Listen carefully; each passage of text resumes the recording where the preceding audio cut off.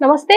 ప్రస్తుతం మనతో పాటు ప్రముఖ విశ్లేషకులు కిలారి నాగార్జున ఉన్నారు. ఆయనతో మాట్లాడదాం. నమస్తే సార్. నమస్తే సార్, ఈవీఎంలు స్కామ్ అవుతుంది, దీన్ని పట్టించుకోవట్లేదు అని చెప్పేసి ఒక ట్వీట్ చేశారు మాజీ ముఖ్యమంత్రి జగన్.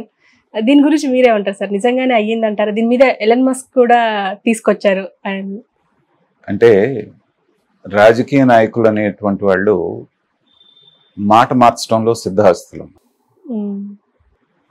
ఖచ్చితంగా 2019లో ఏదైతే సీన్ జరిగిందో దాన్ని ఆ రోజు పాత్రధారులు వేరు, ఇవాళ పాత్రధారులు మారారు. 2019లో ఓడిపోయినప్పుడు కూడా చంద్రబాబు నాయుడు గారు తెలుగుదేశం ఇలాగే అన్నారు. ఏమని?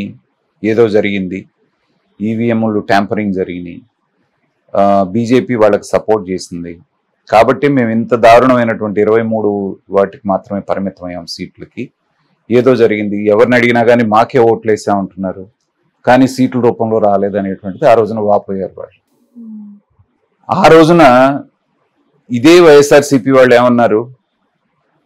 అసలు లేదు, ఎలక్షన్ కమిషన్ బ్రహ్మాండంగా పనిచేసింది, దీన్ని ట్యాంపర్ చేసే అవకాశమే లేదు, బ్రహ్మాండంగా జరిగింది, అంతా బాగుందన్నారు ఆ రోజున. మరి ఆ రోజున అంతా బాగున్నప్పుడు ఈ రోజున ఎందుకు బాగాలేదు? అంటే మీకు 11 సీట్లు వచ్చినాయి కాబట్టా? సో మీరు ఎందుకు ఓడిపోయారు అనేటువంటి అంతర్మదనం చేసుకోకుండా ఎంతసేపుడికి ఆ వంక ఈ వంక చెప్పడం అనేటువంటిది ఏంటంటే, ఇప్పటికీ కూడా వాళ్ళకి ఇంకా సరైనటువంటి అవగాహన రాలేదు, లేకపోతే తెలిసి కూడా నటిస్తున్నారు అనుకోవాలి. వాళ్ళు ఎందుకు ఓడిపోయారో వాళ్ళకి బాగా తెలుసు. ఒక రోడ్డు వేయలేదు, ఒక ఉద్యోగం కల్పించలేదు, కేవలం ఆ సచివాలయ ఉద్యోగస్తులు, తర్వాత ఈ మన వాలంటీర్లు తప్పితే ఆ వాలంటీర్లు అనే ఉద్యోగాలా కాదా అనేటువంటిది వాళ్ళకే క్లారిటీ లేదు. 5,000 రూపాయలు. ఆ తర్వాత ఒక ఉపాధి లేదు, ఇసుక దొరకపోవటం వలన భవన నిర్మాణ కార్మికులు, ఆ భవన నిర్మాణానికి సంబంధించిన 24 విభాగాలు ఉంటాయి, వాళ్ళందరూ ఖాళీగా పడి ఉన్నారు. చదువుకున్న పిల్లలకి ఉద్యోగాలు లేవు, ఏ హైదరాబాదో బెంగళూరు చెన్నైయో పోవాల్సిన పరిస్థితి, లేకపోతే ఫారిన్ పోవాల్సిన పరిస్థితి. ఇలా చెప్పుకుంటూ పోతే 100 రకాల కారణాలు వాళ్ళ కళ్ళ ముందే కనపడుతున్నాయి. ఉద్యోగస్తులను మీరు ఎలా రాచి రంపాన పెట్టారు, టీచర్ని తీసుకెళ్లి బాత్రూంలు అడిగారో లేదో వాళ్ళని ఫోటోలు తీసి పెట్టమన్నారు, వైన్ షాపుల దగ్గర వాళ్ళకి డ్యూటీలు వేశారు, వాళ్ళకి రావాల్సిన జీతాలు 1వ తారీఖు ఇవ్వలేదు, వాళ్ళకి సంబంధించినటువంటి ఏ బెనిఫిట్స్ ఇవ్వలేదు, పిఆర్సీ సంగతి పక్కన పెట్టి జీతాలే సరిగ్గా ఇవ్వలేదు, రిటైర్ అయిన వాళ్ళకి రిటైర్మెంట్ బెనిఫిట్స్ 6 నెలలకి సంవత్సరం పట్టింది వాళ్ళకి రావటానికి. ఇలా ఇన్ని కనపడతా ఉంటే వీటి గురించి ఏమి మాట్లాడుకోకుండా, ఆత్మవిమర్శ చేసుకోకుండా, బుద్ధి ఉన్న వాళ్ళు చేసుకోవాల్సింది ఏంటంటే ఆత్మవిమర్శ, ఎక్కడ తప్పు జరిగిందనేటువంటిది అందరూ కూడా ఓపెన్ గా మాట్లాడుకొని దాన్ని సవరించుకుంటే నెక్స్ట్ టైం అయినా మీకు అవకాశం ఇస్తారు. అది కాకుండా ఒక బ్రహ్మపదార్థమైనటువంటి ఈవీఎంలను పట్టుకొని మీరు గెలిచినప్పుడేమో బ్రహ్మాండం అని చెప్పేసి గెలవనప్పుడు వాటిని ట్యాంపర్ చేశారంటే జనాలు నవ్వుతున్నారు. రెండోది, ఇది ఎవరు ట్యాంపర్ చేయాలి? ట్యాంపర్ చేసే అవకాశం ఎవరికి ఉంటుంది? ఎవరి చేతిలో అయితే అధికారం ఉంటుందో వాళ్ళు చేయాలంటే సెంట్రల్ గవర్నమెంట్, బీజేపీ గవర్నమెంట్, లేకపోతే ఎన్డీఏ గవర్నమెంట్ చేయాలి. చేసిందనే కదా వాళ్ళు చెప్తాంది, ఈసీ తోటి కలిసి. మరి ఇదే ఎన్డీఏ గవర్నమెంట్ ఏం చెప్పింది? మాకు స్వయంగా 370 సీట్లు వస్తాయి, కూటమితో కలిపి 400 పైన మేము సాధించబోతున్నాం అని చెప్పారు.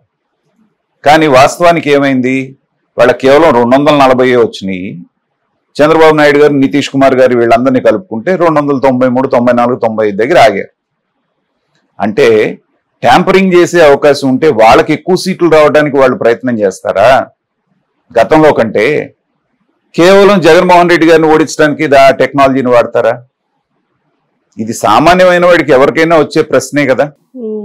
ఇప్పుడు వాళ్ళకు కూడా నేను అనుకున్నట్టుగానే 290 లేకపోతే వాళ్ళు అన్నట్టు 400 పైన లేకపోతే 375 అట్లా వచ్చినాయి అనుకోండి, కొంతవరకు నమ్మటానికి అవకాశం ఉండేది. 3వసారి చేసినా కూడా ఇంకా పెరిగింది అంటే ఓహో ఏదైనా అవకాశం ఉందేమోనండి.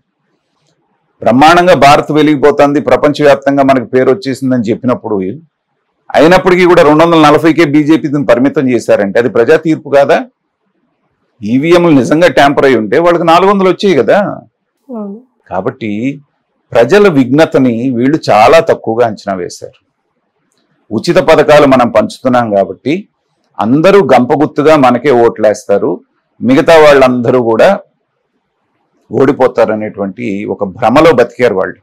జగన్మోహన్ రెడ్డి గారు అదే భ్రమలో ఉన్నారు, చుట్టూ ఉన్నటువంటి వాళ్ళు కూడా ఆ భ్రమలోనే పెట్టారు జగన్మోహన్ రెడ్డి గారు. లండన్ టూర్కి వెళ్తూ కూడా ఏం మాట్లాడారు, మనం 151 కంటే పైన అసెంబ్లీ 22 పైన పార్లమెంట్ గెలుస్తున్నాం అని చెప్పి వెళ్ళాడు. అక్కడి నుంచి అది నమ్మి పందాలు కాసి కొన్ని కోట్ల రూపాయలు 100 కోట్లు పోగొట్టుకున్నారు వైసీపీ వాళ్ళు. అది వేరే విషయం. కాబట్టి కళ్ళు తెరిచి చూస్తే మీరు ఫ్యాక్ట్ అనేటువంటిది మీ కళ్ళ ముందే కనపడుతుంది. ఇవాళ అత్యంత దారుణంగా మీ యొక్క యారగెన్స్ ద్వారా, మీ యొక్క తలబిరుస్థానంతో ఎవరు చెప్పింది వినకపోవడం వలన 50 మంది అడ్వైజర్లను పెట్టుకున్నారు. ఐపాక్ అనే టీంకి 100 కోట్ల రూపాయలు ఇచ్చి పెట్టారు. నీకంటూ వ్యతిరేకత వచ్చినప్పుడు, నీ మీద వ్యతిరేకత వచ్చినప్పుడు ఏవి కూడా నిన్ను కాపాడలేవు అనేటువంటిది క్లియర్గా ఎలక్షన్లో అయింది. తర్వాత టెక్నికల్గా మనం అర్థం చేసుకోవాల్సింది ఏంటంటే, సీట్ల రూపంలో ఈయనకి పెద్దగా రాలేదు కానీ 11 సీట్లే వచ్చినాయి, కానీ ఓట్లు ఇంకా 40% వచ్చినాయి ఆయనకి. 40% ఓట్లు అంటే ఏంటంటే ఒక గవర్నమెంట్ అధికారంలోకి రావడానికి సరిపడా ఓట్లు. ఇవాళ వాళ్ళు కూటమి కట్టారు కాబట్టి సరిపోయింది, కానీ లేకపోతే డి అంటే డి అన్నట్టుగా వచ్చేవాళ్ళు. సో నీ మీద వ్యతిరేకతతోటి వాళ్ళందరూ కూటమి కట్టడం వల్ల నువ్వు ఓడిపోయావు. నువ్వు ఎవరైతే పథకాలు ఇచ్చానో వీళ్ళు నాకు ఓట్లు వేయట్లేదని బాధపడుతున్నావు కదా, బాధపడాల్సిన పనే లేదు. నీ పథకాలు ఇచ్చినటువంటి అవ్వతాతలు, అక్కజెల్లెళ్ళు, అన్నదమ్ములు అందరూ నీకే వేశారు. 40% ఓట్లు వచ్చినాయి అంటే అలాగే వచ్చినాయి. కానీ ఇవాళ ఇలాంటి పిచ్చి పిచ్చి మాటలు మాట్లాడి అనవసరమైనటువంటి సాకులు ఎత్తికి ప్రజల తీర్పును కూడా మీరు అగౌరవపరిస్తే ఫ్యూచర్లో వచ్చేటువంటి 40% నుంచి ఒక 20% పోయేటువంటి ప్రమాదం. అసలు ఎందుకు అంటే ఓడిపోయిన ప్రతి పార్టీ ఇలాగే స్కామ్ అంటే ఈవీఎంలే పట్టుకుంటది, ఈవీఎంఏ స్కామ్ జరిగింది అందుకే మేము ఓడిపోయాం. అదేనమ్మా, ఎందుకంటే వాళ్ళ తప్పులను వాళ్ళు ఒప్పుకోవడానికి అహంకారం అనేటువంటిది, వాళ్ళ అహం అనేటువంటిది అడ్డొస్తూ ఉంటుంది. తర్వాత పర్టికులర్గా వాళ్ళ వైసీపీ పరిస్థితి తీస్తే వాళ్ళ కేవలం 11 మంది ఎమ్మెల్యేలు మాత్రమే ఉన్నారు జగన్మోహన్ రెడ్డి గారితో కలిపి. ఒక 4 మాత్రమే పార్లమెంట్ సభ్యులు ఉన్నారు, 11 మంది రాజ్యసభ సభ్యులు ఉన్నారు, 38 మంది ఏమో ఎమ్మెల్సీలు ఉన్నారు. ఇప్పుడు వార్తలు ఏమొస్తున్నాయి, వీళ్ళందరూ కూడా పక్క పార్టీ వంక చూస్తున్నారు అంటున్నారు. విజయసాయి రెడ్డి గారు అసలు బేరం పెట్టారు ఢిల్లీ దగ్గర, ఈ ఉన్నటువంటి రాజ్యసభ సభ్యులందరినీ ఆయన తీసుకుపోతాడు అనేటువంటి రూమర్స్ వస్తున్నాయి. విడుదల రజని ఎక్కడుందో కనపడట్లేదు, ఆవిడ వెళ్ళి బీజేపీతో టచ్లో ఉంది, బీజేపీలో చేరాలనుకుంటుంది అంటున్నారు. ఆల్రెడీ గెలిచిన ఎమ్మెల్యేల్లో ఒకళ్ళిద్దరు బయటకు వచ్చి బాహాటంగా మేము పార్టీ బానపోతున్నాం అని చెప్తున్నారు. కాదు ప్రజలు మనతోటే ఉన్నారు, కానీ టెక్నికల్గా మనం దీని మూలాన ఓడిపోయాము అనేటువంటిది ఒక సాకుగా చూపించడానికి ఆయన చేస్తున్నటువంటి ప్రయత్నమే కానీ నిజమనేటువంటిది ఆయన మనస్సాక్షికి తెలుసు, ప్రజలకి బాగా తెలుసు. వాళ్ళ నాయకులు కూడా ఎంతమంది బయటకు వచ్చి వాళ్ళు మాట్లాడారు. సజ్జల రామకృష్ణారెడ్డి కారణం అన్నారు, ఐపాక్ టీం కారణం అన్నారు, కొంతమంది అయితే జగన్మోహన్ రెడ్డే కారణం, ఈయన అసలు ఎవరిని కలవలేదు, ఎవరిని పలకరించలేదని కూడా మాట్లాడారు. ఇన్ని తప్పులు మీ దగ్గర పెట్టుకొని ఏ వంకర అంటే ఏ లొంకర అన్నట్టుగా ఎవరి మీద పడి మాట్లాడటం అనేటువంటిది కరెక్ట్ కాదు. ఇప్పటికైనా ఆత్మవిమర్శ చేసుకొని కాస్త జాగ్రత్తగా ఉంటే 2029లో ఏమన్నా ఉండే అవకాశం ఉంటుంది. లేదు ఇలాగే సాకులు వెతుకుతుంటే ఉన్నవాళ్ళు కూడా జారిపోయే ప్రమాదం. అండ్ పాసిబుల్ అవుతుందా సార్ ఈ స్కామ్ జరగడానికి? పాసిబిలిటీస్ ఉన్నాయా? ఇవి ఇప్పుడు కాదమ్మా, ఇప్పుడు 20 సంవత్సరాలు ఈవీఎంలు వచ్చినప్పటి నుంచి ట్యాంపర్ చేయొచ్చు అనేటువంటి రూమర్స్ ఉన్నాయి, కానీ ఎవరు కూడా నిర్దిష్టంగా ప్రూవ్ చేసిన వాళ్ళు లేరు. ఇవాళ సెంట్రల్ గవర్నమెంట్ కూడా ఒక ఛాలెంజ్ ఇచ్చింది, మీరు ఎవరైనా ప్రూవ్ చేస్తే దాని గురించి మాట్లాడదాం. ఇంకేమంటున్నారు ఈయన, అభివృద్ధి చెందిన దేశాల్లో ఇంకా బ్యాలెట్ పేపరే ఉపయోగిస్తున్నారంట. అభివృద్ధి చెందిన దేశాల్లో అత్యధిక జనాభా ఉన్నది అమెరికాలో, ఎంత 45 కోట్లు వాళ్ళు మాత్రమే, కానీ మన జనాభా ఎంత 140 కోట్ల పైన. పైగా బ్యాలెట్ పేపర్లు పెట్టుకొని లెక్క పెట్టడం మొదలు పెడితే ఎప్పుడు కావాలి? అమెరికాలో ఇవాళ ఎలక్షన్ జరిగితే అది అనౌన్స్ అవడానికి 20 రోజులు మనం చూసాం, మొన్న 4 రోజులు కూడా పట్టింది. సో ఆ మోడల్ మనం అనుసరిద్దామా? కాబట్టి ఇలాంటివన్నీ కూడా ఏంటంటే పసలేనటువంటి వాదన, పసలేనటువంటి మాటలు. ఇప్పటికైనా భ్రమల్లో నుంచి బయటపడితే కొంతన్నా వాళ్ళకి ప్రజల్లో ఆదరణ ఉంటుంది, లేదు ఇలాగే మాట్లాడితే ఉన్న ఆదరణ కూడా పోతుంది. Okay sir, thank you very much.